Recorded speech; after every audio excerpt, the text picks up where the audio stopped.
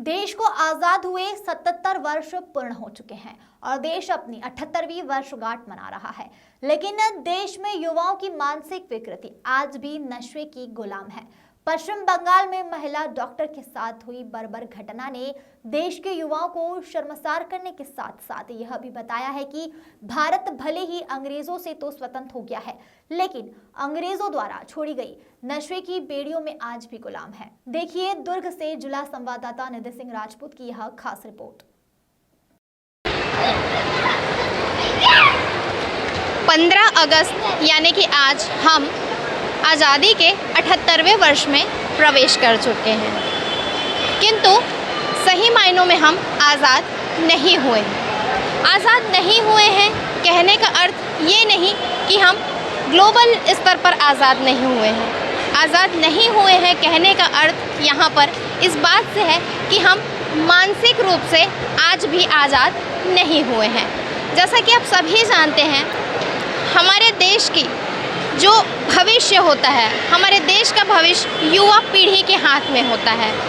युवा चाहे तो सब कुछ कर सकता है, लेकिन आज भी जो युवा पीढ़ी है पूरी तरह नशे में धुत रहती है। नशे में धुत होने के कारण उन्हें इस बात सही और गलत में कोई फ़र्क समझ में नहीं आता है, जिसकी वजह से उनके द्वारा अलग अलग कृत्य या वारदात या घटनाओं को अंजाम दे दिया जाता है।